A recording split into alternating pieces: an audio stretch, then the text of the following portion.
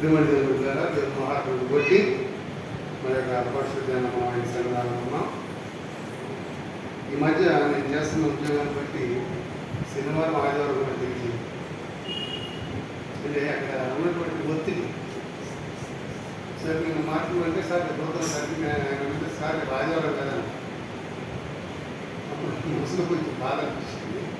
చెప్పాను సార్ నేను ముందే చెప్పాను కదా మీకు నేను దేవుడి పని చేసుకుంటాను. అయితే దేవుడి పనితో పాటు ఈ స్కూల్స్ కాలేజీలు చేసే అలవాటు నాకు ఉన్నది. చేరేదంటే మీకు చెప్పాను కదా సార్ శనివారం నాకు వచ్చిన ఇల్లు వదలంటే శనివారమే ఎక్కువ టైం పడుతుంది. మిగతా రోజుల్లో ఈ రోజుల్లో 7 గంటలకు వచ్చినా శనివారం 9 గంటలు అవుతుంది. కానీ ఏదైనా కూడా ఆశ్చర్యకరమైన విషయం ఏంటంటే దేవుడు తన బిడ్డలను విడిచి నేను ఎందుకు చెప్తున్నానంటే గత కొంతకాలంగా నా జీవితంలో నేను నిద్రపోతుంటే నేను చూస్తున్న పరిస్థితులను బట్టి నాలో ఆత్మీయ సంఘర్షణ జరుగుతుంది. అసలు నేను ఎందుకు క్రైస్తవులు ఉండాలి? క్రైస్తవులు ఉన్నవాళ్ళు నా చుట్టూ ఉన్నారు, కానీ వాళ్ళలో యేసుక్రీస్తుకు సంబంధించినటువంటి గుణగణాలు లేవు కదా. ఆయన చెప్పిన బోధలో 1% కూడా ఏది జీవితాలు జీవిస్తున్నప్పుడు వాయిష్యుడే నేనెందుకు యేసుప్రభు బిడ్డగా ఉండాలి. ఎప్పుడైతే నాకు ఆలోచన వచ్చిందో నేను నిద్రపోతుంటే మంచి మంచి కలవాసనే దేవునికి వ్యతిరేకంగా అలాంటే మీ పితరులు అలానా మీ పితరులు వాళ్ళ దేవుడు ఇచ్చారు వై నాట్ యు కమ్ అవును కదా. నేను మామూలుగా మనసులో ఆలోచించాను ఇదేంటి ప్రభావ ఇక్కడ చూస్తున్న పరిస్థితులు నా తల్లిదండ్రులు నేర్పిన విధానము నేను జీవిస్తున్న విధానము నేను ఇతరులతో కలిసి పనిచేసిన ప్రాంతంలో వ్యత్యాసం అని ఎప్పుడైతే అనుకున్నానో నన్ను సాధన చేస్తుంది మెల్లిగా అంత చక్కగా ఆకర్షిందే వెట్టెట్లు బిడ్డలారా యేసుక్రీస్తు సొంత రక్షణకు అంగీకరించి ఆ అంగీకారం సరిగ్గా మనం ప్రాక్టీస్ చేయకపోతే సాతాను అపవాది అవకాశం. కాబట్టి ఈ దినాన మరొకసారి రక్షణ గురించి ధ్యానిద్దామనేటువంటి ఆలోచన నాకు వచ్చినది. ఎందుకంటే మనం రక్షింపబడ్డాము, మనం ఏ దేవుని నమ్మామో ఆ దేవుని రక్షింపబడితే తప్పకోకుండా అనేక మందికి మార్గదర్శకంగా మనం ఉండగలుగుతాం. కానీ రక్షణ అనేది ఇప్పటి క్రైస్తవ సంఘాలలో కానీ ఇప్పటి క్రైస్తవ కుటుంబాలలో కానీ కానరాని దూరాన ఎంతో దూరముగా స్థితిలో ఉంటున్నది. It is the shame. ఈ విషయంలో చాలాసార్లు మానసిక ఆందోళన చెందుతుంటాను. అదే సమయంలో నా బిడ్డలు నా భార్య బిడ్డలు నా కుటుంబము దేవుల్లో వెలుగుతున్నదా? రక్షణ పడుతుంటే ఏదో మరి తిరణాలాగా ఏదో తెల్ల బట్టలు వేసుకొని నీళ్ళలో మురుగు వచ్చేసి 4 వీడియోలు తీసుకొని 4 ఫోటోలు పెట్టుకొని పెద్ద ఫ్రేమ్లు పెట్టుకొని నేను రక్షణ పడ్డాను అని అంటాం కాదు. కానీ రక్షింపబడితే ఉండాల్సినటువంటి లక్షణాలు మన జీవితాల్లో ఉన్నవా లేవా? రక్షింపబడేటువంటి ముసుగులో నశించిపోతున్నటువంటి జనాంగముగా మనము మిగిలిపోతున్నామా? నిజప్రియమైన దేవుని బిడ్డలారా, ఎందుకంటే ఇప్పటి దినాల్లో మనం గమనిస్తే అనేక మంది ఈ లోకం వైపు తిరిగి మరి పెద్దలు వారి తాతలు ముత్తాతలు క్రైస్తవులు కూడా క్రైస్తవత్వాన్ని వదిలివేసి ఈ లోక సంబంధించి రాజకీయాల కొరకు ఈ లోక సంబంధించి పదవుల కొరకు ఈ లోక సంబంధించి మరి ఆ యొక్క ఏం చెప్తారంటే సదోమ గొమొర్రా లాంటి పట్టణాలలో జీవించిన అత్యాశ చూపుతున్నారు తప్ప ఒక్క విషయాన్ని మర్చిపోతున్నారు. క్రైస్తవులకి వ్యత్యాసం ఒకటే. క్రైస్తవుడు తను చనిపోయిన తర్వాత తిరిగి నిత్య జీవానికి వారసుడవుతాడు. తనప్పుడు మాత్రమే కాదు కానీ తన బిడ్డలను కూడా వారసులు చేసేటువంటి అర్హత హక్కు దేవదేవుడు మనకు కనిపించింది. అందుకనే అనేక సమాధులను క్రైస్తవ సమాధులను మనం గమనించినప్పుడు సొంతం కొట్టిన సమాధులుగా ఉన్నప్పుడు కూడా దాని మీద చక్కగా అడిగించబడి ఉంటాయి. ప్రభువునందు నిద్రించిన అదే విశ్వాసం అండి. విశ్వాసం ఎక్కడో లేదు. మన జీవితం ఎలా జీవించినా కూడా మనలో ఒక రకమైన ఇది ఉంటుంది. ఏంటంటే నేను రక్షింపబడ్డాను, బాప్తిసం తీసుకున్నాను, నా తప్పులు నా దేవుడు మన్నించాడు, మన్నిస్తాడు, రేపు నేను ఆయన్ని నిద్రించి నిత్య జీవానికి వెళతానటువంటి నమ్మకమే క్రైస్తవులకు మరి ముఖ్యమైనటువంటి మూలాధారము. ఆ మూలాధారమే ఆధారమైనటువంటి బ్రతుకులో శూన్యములో వేలాడుతున్నది క్రైస్తవ కుటుంబం. ఎందుకు చెప్తానంటే అనేక మంది లోకంలో పెద్ద పెద్ద పేరు తెచ్చిన వాళ్ళంతా మనం గమనిస్తే వారు పతనమైపోయారు. మరి నీవు నేను ఎటువంటి స్థితిలో ఉంటున్నాం? క్రైస్తవ సంఘం అనేది మనము రక్షింపబడినామా? ఇతరులు మనలో యేసుప్రభుని చూడగలుగుతున్నారా? యేసుప్రభుని చూడడం అంటే యేసుప్రభు వారిని 2 ఏళ్ళు దాటింది. ఎవరినైనా నీ దేవుని ప్రదేశితో, రెండోది నీ సహోదరుని నీవు అంటే ఒక క్రైస్తవుడుగా, ఒక విశ్వాసిగా దేవుడిలో నువ్వు రక్షింపబడినప్పుడు, ఆ దేవుడు రక్షింపజేసినప్పుడు యేసుక్రీస్తులో నువ్వేం చేయాలి? ఈ 2 అంటే యేసుక్రీస్తు ద్వారా నీకు రక్షణ వచ్చింది కాబట్టి తండ్రి కుమార పరిశుద్ధాత్మ నామములో నీవు బాప్తిసం తీసుకోకపోయినా, ఇది మనం చాలాసార్లు అంటే రక్షణ బాహ్య సంబంధమైనది కాదు. రక్షణ ఆత్మీయ సంబంధమైనది. నీ పాపము ఒప్పుకోదు. నీవు ప్రభా, నువ్వు నా కొరకు లోకానికి వచ్చావు, అయ్యా నీ రక్తం నన్ను కడిగావు, నన్ను క్షమించు, శుద్ధీకరించు అన్నప్పుడు నీ బాహ్య శరీరం ఎవరు కూడా నీలో ఆత్మ, అంతరాత్మ పరమాత్మతో ఏకమై ముందుకి. కాబట్టి అనేక మంది బయటికి పేర్లు మరి క్రైస్తవ పేర్లు వచ్చింది, కానీ వారు రక్షింపబడినారు కాబట్టి దేవుని గ్రహములు కలిగి ముందుకి సాగుతూ ఉంటారు. కాబట్టి మన స్థితులు ఏ రకంగా మీరు విశ్వాసం ద్వారా కృపచేతను రక్షింపబడి, ఇది మన వల్ల కలిగేది కాదు, ఇది దేవుని వరము. రక్షణ అంటే చాటింగ్ వస్తున్నారు కదా, పెద్ద బోర్డు పెడతారు, నేను 10 రోజు సముద్రంలో మునిగాను, చెరువులో మునిగాను, చాటలో మునిగాను, చెత్తలో మునిగాను, అందులో మునిగాను అని చెప్పుకున్నారు. కానీ ఇది దేవుని కృపా వరమే. He's a giving. అనేక వేల కోట్ల మంది జనులు ఈ లోకంలో ఉండగా, why God has chosen you? Because His grace. ఆయన కృపలో ఆయన చిత్తానుసారంగా నిన్ను రక్షింపబడ్డాడు. నీ కుటుంబంలో నీ తల్లిదండ్రులు కానీ, నీ అన్నదమ్ములు కానీ, అనేక రక్త సంబంధికులు దేవుడు రక్షణకు వచ్చారా? రాదా? ఎందుకంటే నేను వాక్యం ఏంటంటే దేవుని వరము, అంటే ఆయన కృపలో. కానీ నీ గొప్పతనం లేదు, కానీ ఆయన కృపలో నిన్ను రక్షించారు కాబట్టి నీవు ఆ రక్షణ పాత్రను ఈ రకంగా ముందుకి తీసుకొని వెళ్ళగలుగుతున్నావు. రక్షింపబడటంటే నేనేదో దేవుడు మరి నమ్మానంట కాదు, కానీ ఇక్కడ సరాసరి మనం గమనించినప్పుడు రక్షణకు ముఖ్యమైన మార్గం అంటే పరలోకము, నిత్య జీవము. లోకం గురించి నేను ఒకసారి ధ్యానం చేసి గమనించాను. నేను చాలాసార్లు దేవుని సన్నిధానంలో గోజాడుతూ ఉంటా, పోరాడుతూ ఉంటాను. నిద్రలేని రాత్రులు కూడా నాకు ఉన్నప్పుడు నాకు మొదట్లో డౌట్ వచ్చేది, ప్రభా గుంటోడు, గుడ్డోడు, మోగోడు వీళ్ళంతా ఉన్నారు కదా, వీళ్ళందరూ నేను నమ్మి చనిపోయి ఉంటారు కదా, చనిపోయి ఉన్నప్పుడు వారు పరలోకంలో ఎలా ఉంటారు?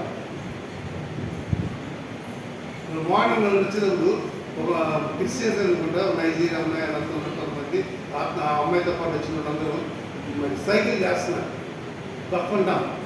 అక్కడ కూడా వెళ్ళాలా చెప్పులు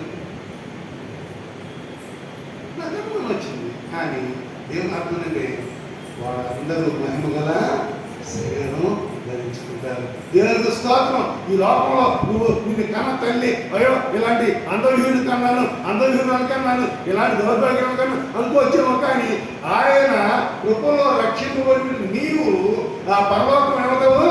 మహిమగా శరీరముతో దగదగ మెరిసే ఆ యొక్క స్వరూపముతో నిత్యము ఉండేటువంటి గొప్ప ఆధిక్యతను విశ్వాసకి ఆయన అనుగ్రహించున్నాడు. అటువంటి అనుగ్రహించినటువంటి దేవుని యేసయ్యని ఏ రకంగా మనం ముందుకి వెళ్ళగలుగుతున్నాం? ఎందుకంటే యేసు ప్రభుని నమ్మినటువంటి వారికి మాత్రమే నిత్య జీవము. Don't take what you call fake teachings, fake philosophies, fake religious messages. దినాల్లో ఐడల్ వర్షిప్ ఇస్ దేర్. ఓ పాస్టర్ గారు చక్కగా చెబుతాడు, ఆయన మొహం చూస్తా ఉంటే పరలోకం వెళ్ళిపోతాను అనుకుంటాడు. అది విగ్రహారాధనే. దేవదేవుడు యెహోవా దేవుడు నువ్వు నమ్మినంత మాత్రాన, యెహోవా ఈరినంత మాత్రాన నువ్వు పరలోకము వెళ్ళవు. పరిశుద్ధాత్మ దేవుడు అనంత మాత్రాన పరిశుద్ధాత్మ దేవుడు నిన్ను పరలోకము తీసుకొని వెళ్ళడు. యేసు క్రీస్తు నామములో నీవు రక్షింపబడి ఆయన చేత అంగీకరించబడినప్పుడు మాత్రమే తండ్రి కుమార పరిశుద్ధాత్మ దేవుడు మనలో ఉండి, మనతో ఉండి, మనతో మాత్రమే కాదు కానీ మన బిడ్డలతో కూడా ఉండి ఆయన అర్థాన్ని సరళం చేస్తారు. O God is ordinary God, is a rich God. మనం నమ్మిన దేవుడు మన కొరకు తన ప్రాణాన్ని త్యాగం చేసిన దేవుడు. మన కొరకు సమస్తము విడిచిపెట్టి, పరలోకాన్ని విడిచిపెట్టి ఈ లోకానికి వచ్చిన దేవుడు. మన దేవుడు మనను మరి మట్టి మొత్త మురుగు కప్పుకోవడం కూడా పందిని శుద్ధి చేసినట్టుగా మన శరీరాలను మనస్సును శుద్ధి చేసి ఆయన రక్తం కలిగి ఆయన వెలుగుని, ఆయన చిత్తాన్ని కల్పిస్తున్నటువంటి దేవుడు. అటువంటి దేవుడిని ఎరిగామని చెప్పి రక్షింపబడి జీవిస్తున్నామా? రక్షణ నెరిగి జీవిస్తున్నామా? ఎందుకంటే యేసు క్రీస్తుని దాంట్లో రక్షింపబడితే ఏమిటంటే నిత్య జీవానికి వారసులు అవుతాం. కాబట్టి యేసు ప్రభువు మన కొరకు ప్రార్థన చేస్తుంటాడు, తండ్రి నువ్వు నాకు ఇచ్చిన ఈ బిడ్డలను నేను నీకు అప్పగిస్తున్నాను. So the God's protection always in the midst of what you call hell. నరకంలో కూడా, ప్రమాదాల్లో కూడా దేవుడు మన అసలు ప్రమిదను వెలిగించినట్లు మనల్ని ఆయన వెలిగించేస్తారు. అటువంటి దేవుడు ఎరిగినటువంటి మరి నీవు నేను ఏ రకంగా మనం రక్షింపబడ్డా ఉన్నామా? అయితే ఎవరు రక్షింపబడ్డారు? పరలోక తండ్రి అంటే నా తండ్రి చేతిలో నుండి ఎవరును వాటిని అపహరింపలేడని యేసు ప్రభువు చెప్తున్నాడు. ఆయన ఎందుకు విశ్వాసం ఉంచితే ఆయన ఏం చేస్తున్నాడు? తండ్రికి అప్పు చెబుతున్నాడు, పరిశుద్ధాత్మ దేవుణ్ణి నడిపించమని. కాబట్టి ఎవరు అపహరించాడు? చాలాసార్లు hour inner heart says so many times question అవసరం నేను క్రైస్తవునేనా? అనేక సార్లు నేను ప్రశ్నిస్తుంటుంటాను. అనేక మంది నేను ఇతరులతో ఇంటరాక్ట్ అవుతున్నప్పుడు అందరూ నా సార్ నేను నిజంగా క్రిస్టియన్ అన్నాను అడిగినప్పుడు కొంచెం బాధపడుతున్నాను. ఎందుకంటే మీరు క్రిస్టియన్ మాత్రమే కాదండి, నేను ఒక దైవజనుడికంటే వాళ్ళు సార్ మీరు మాట్లాడే మాటలు చాలా దుఃఖుడిగా ఉంటాయండి. మాకు చాలామంది క్రైస్తవులు తెలుసు, వాళ్ళు భలే కన్నింగా మాట్లాడతారండి. కన్నింగా మాట్లాడే ఉంటారు, తెలియగలరు అంటున్నారు. అంటే నేను ఒకటి చెప్పాను, ఈ లోక సంబంధమైనటువంటి క్రైస్తవులు, దేవుడు నెరగనటువంటి క్రైస్తవులు ఇప్పుడు మోసాలు ఏమన్నారండి? తెలివి అన్నారు కదా, దాన్ని గుర్తు చేసి మార్చి. కాబట్టి ఈ రకమైనటువంటి భ్రమలో తీసుకుంటుంది. కాబట్టి మనం చేయాల్సింది ఏంటంటే ఎవరు రక్షింపబడ్డారంటే తను ఎందరు అంగీకరించరు వారికి అందరికీ తన నామందు విశ్వాసం ఇచ్చిన వారందరికీ దేవుని పిల్లలుగా ఆయన యేసు క్రీస్తులో మనం ఎప్పుడు వెళ్ళిపోతాము. We can able to pray God అంటే పరలోకంలో ఉన్న నా తండ్రి. ఏమంటే పలానా పొలపొడి దగ్గర పలానా కుటుంబాన్ని దగ్గర ఆయన ఎవరి తండ్రి? యేసు క్రీస్తు విశ్వాసించిన ప్రతి ఒక్కరికి, వాడు యూదుడై ఉండొచ్చు, శూద్రుడై ఉండొచ్చు, ఎవడైనప్పుడు కూడా పరలోకపు తండ్రి ఒక్కడే. అటువంటి అధికారము ఒక క్రైస్తవులకు యేసు ప్రభువును రక్షింపబడిన వారికి మాత్రమే ఆ అర్హతను, ఆధిక్యతను దేవుడు మనకు అనుగ్రహిస్తే మనం ఏం ప్రార్థన చేస్తున్నాం? ఇది రక్షింపబడి ఉన్నామని చెప్పి ఆయన విశ్వాసం ముందుకి వెళుతున్నామా? లేదంటే కుమారుని విశ్వాసం నుంచి వాడే నిత్య జీవము గలవని లేఖనాలకు స్పష్టంగా చెప్తాను. దొంగదారులు, అడ్డదారులు నా చెరువులో కథ చదువుకున్నాను.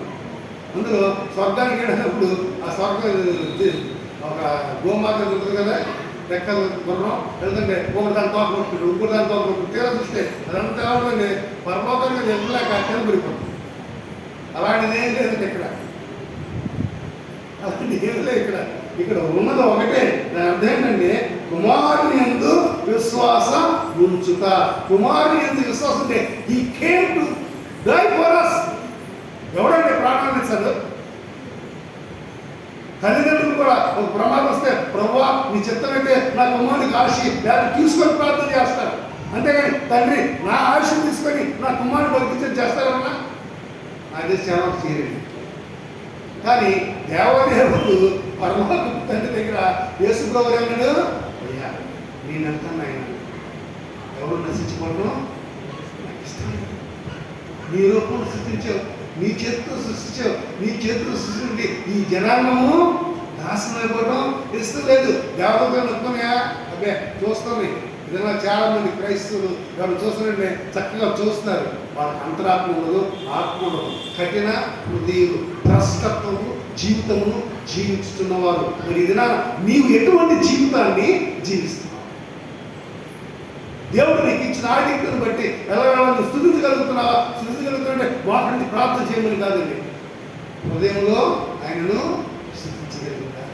ప్రభా నీ ఇచ్చిన జీవితం బట్టి ఉన్నాను ఆయన, ప్రభా నీ ఇచ్చిన ఉద్యోగాన్ని బట్టి ఉన్నాను ఆయన, ప్రభా నీ ఇచ్చిన బిడ్డలను బట్టి ఉన్నాను ఆయన, ప్రభా నీ ఇచ్చిన కుటుంబాన్ని బట్టి ఉన్నాను ఆయన అని నీవు స్థుతిస్తున్నప్పుడు స్థుతి ఆరాధనదారుడు మన అందరూ స్థుతిస్తున్నాం.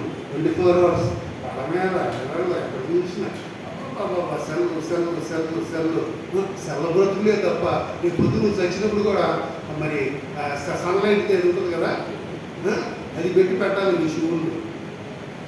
జాగ్రత్త. క్రైస్తవ కుటుంబాలు లోకాకర్షణకు ఎక్కువవుతున్నాయి తప్ప ఆత్మీయంగా ఎదిగేటువంటి నేచరు లేదు. One day the God will question us. So you are a responsible person. నీవు సరిగ్గా రక్షణ పడుకోకుండా నీ బిడ్డలు రక్షణ తీసుకుంటే అది సాధ్యము కాదు. తల్లిదండ్రులు ఏం తెలుస్తారు, పిల్లలు కూడా అదే దారిలో నడుస్తారు. కాబట్టి ఏ రకంగా మనం రక్షింపబడ్డాం?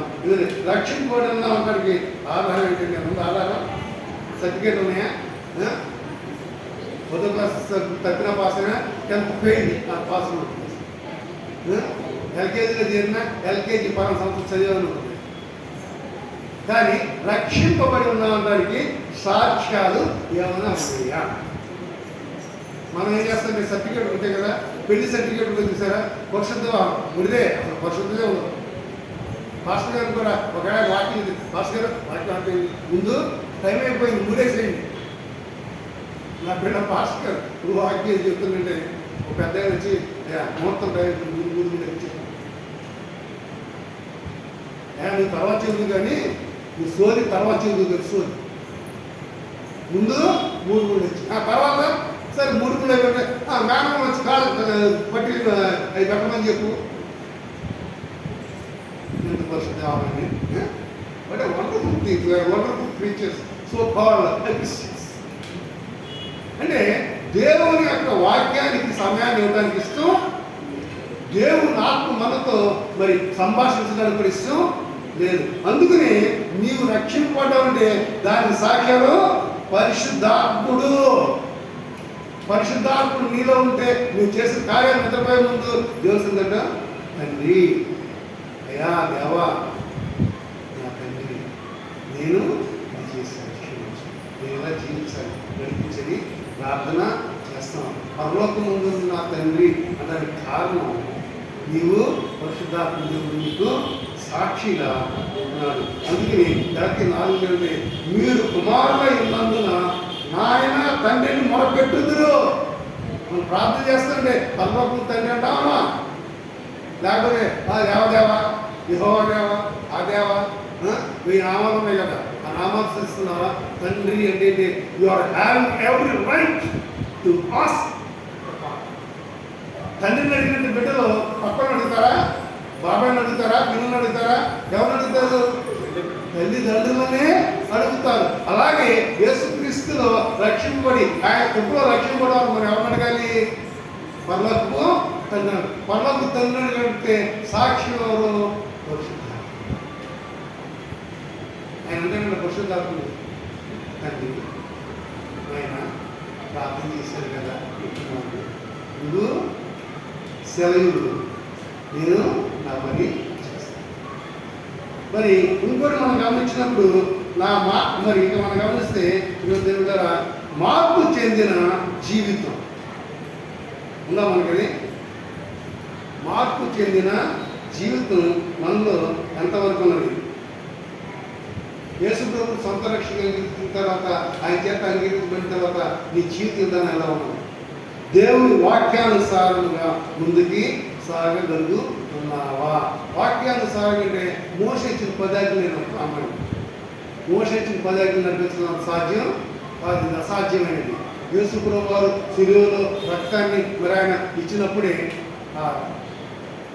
దాని లాని కొట్టివేశారు. కాబట్టి ఆయన ఇచ్చింది రెండే. ఆయన బిడ్డగా ఆయనలో ఎదగాలి ఆత్మీయంగా.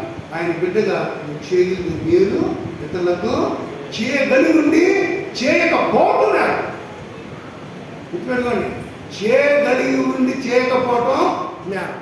కాబట్టి అటువంటి నేరంతో జీవిస్తావా, లేకపోతే దేవుని యొక్క వాక్యానుసారంగా ముందుకి వెళ్ళగలుగుతున్నావా? ఎందుకంటే పరిశుద్ధాత్మ దేవుడు మనకు సాక్షి.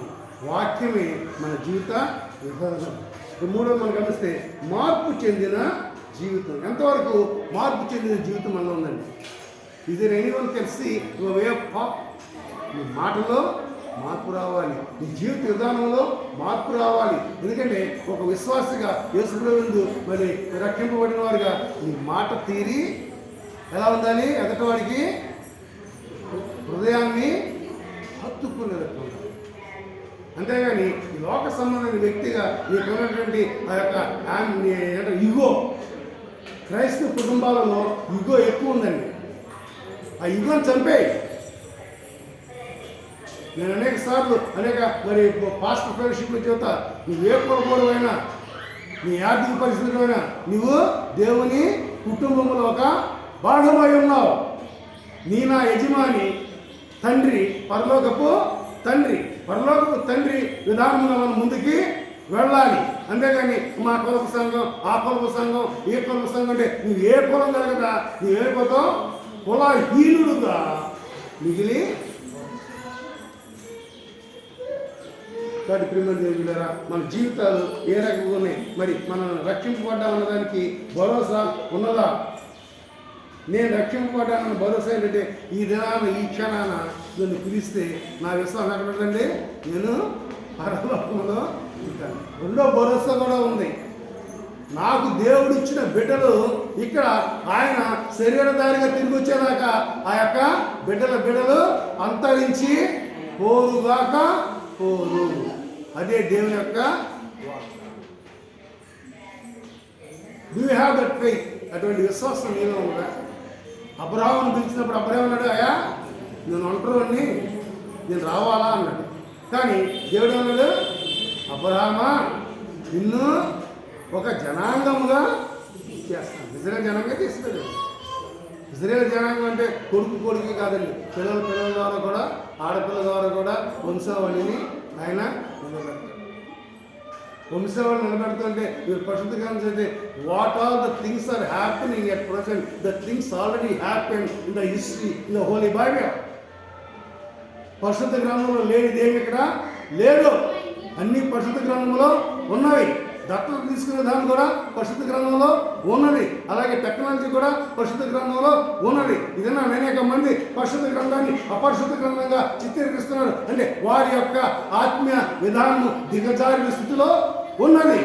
పరిశుద్ధ గ్రంథం అంటే కాదంటే అందులో మరి అయిష్టమైన పదాలు రాసిన పాపం గురించి ఆయన చెప్పాడంటే మనము అటువంటి పాపములో పడకోకుండా వెళ్ళకోకుండా జీవించడానికి ఆయన మనకు సందేశాన్ని అక్కడ ఇచ్చాడు. ఎందుకంటే అది జీవింపజేసేటువంటి జీవాధారమైనటువంటి వాక్యం.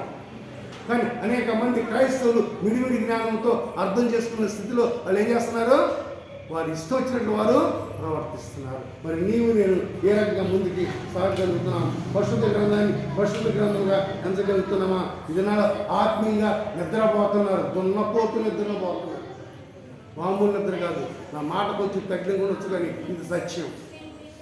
పరిశుద్ధ గ్రంథాన్ని చదవాలంటే కళ్ళు నొప్పి వస్తుంది, ఒళ్ళు నొప్పి వస్తుంది, ఒళ్ళు అలసిపోతుంది. అదే ఆ యొక్క చిన్న సెల్లో కూడా గంటలు అది రీఛార్జింగ్ అయిపోతున్నా కూడా ఛార్జింగ్ పెట్టుకొని గంటల కళ్ళు మూసుకున్నా కూడా ఏం చేస్తారు?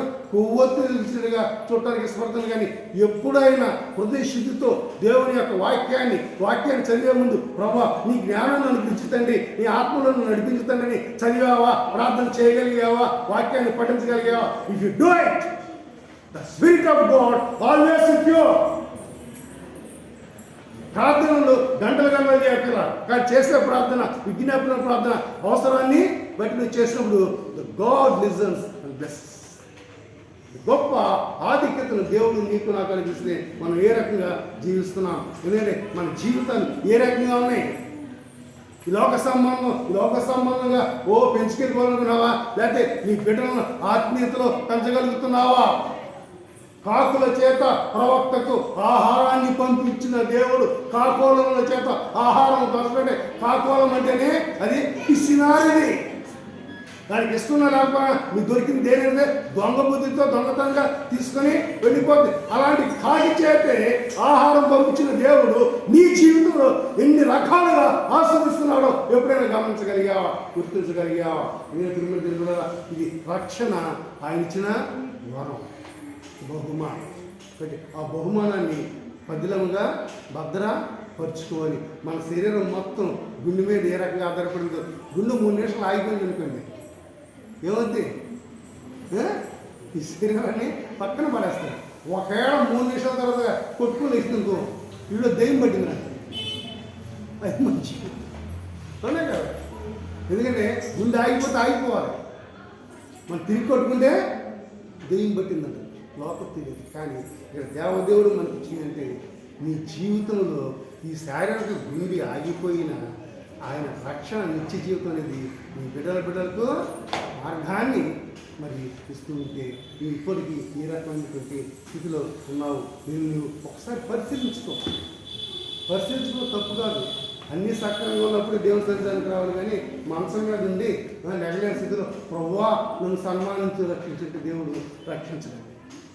కాలు చేయి తిన్నగా ఉన్నప్పుడే నువ్వు దేవుని సన్నిధానికి రాకుండా కాలు చేయి మంచం మీద పడినప్పుడు ప్రభు అంటే ఆయన అంటాడు మీరెవరో నాకు.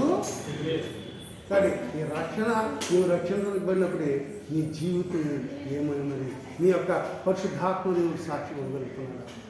వాక్యము నీ హృదయంలో మననం చేసుకోగలుగుతున్నావా? నిన్ను నీవు దేవుడిచ్చిన ఆధిక్యతలో ఏ రకంగా నిన్ను నీవు మలుచుకోగలుగుతున్నావు?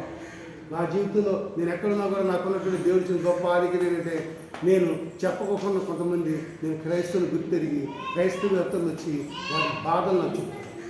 నేను అడుగుతా, ఎందుకు నాకు చెప్తున్నారు అంటే, సార్ మీకు చెబితే మీరు మనసులో పెట్టుకొని మీ దేవుణ్ణి ప్రార్థిస్తారు. ఆ మాట విన్నప్పుడు 1 కోటి రూపాయలు నోట్లు కట్ట నా చేతిలో పడినంతగా ఆనందం ఉంటుంది. ఆ రాగానే ఎప్పుడైతే మనసులో ఓకే అని చెప్పి తర్వాత అంటే, ప్రభువా నీ నామ నిమిత్తం వాళ్ళు నా దగ్గరికి పంపావు కదా, ఇంకా నీలో వారు రక్షణ పాత్రను పొందేటువంటి బాధ్యతను ధన్యతను అనుగ్రహించి తండ్రి అని ప్రార్థన చేస్తాను. అంతేగాని నా ఫోటో పక్కన ఫోటో పెట్టుకుని వీడిని నేను రక్షించాను, వీడికి నేను బాధ్యత ఇచ్చాను, వీడికి నేను పెళ్లి చేసాను కాదు. అది క్రైస్తవ దేవుడు ఇచ్చిన 2 ఆజ్ఞలు. యేసుప్రభువు నిన్ను వలే నీ పొరుగువాన్ని ప్రేమించు, నీవు నమ్మేటువంటి దేవుని యందు విశ్వసించు. తండ్రి కుమార పరిశుద్ధాత్మ దేవుడు మన ముందుకు సాగుతూ దేవుడు ఇచ్చిన ఆ ఇతరులను ప్రేమించటం.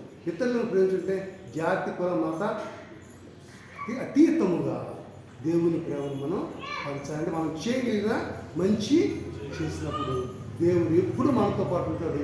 మనతో పాటు మాత్రం కదండి, మన బిడ్డలతో కూడా దేవుడు ఉంటాడు. అటువంటి ధన్యతను అటువంటి ఆధిక్యతను దేవుడు మనకు అనుగ్రహించేదాకా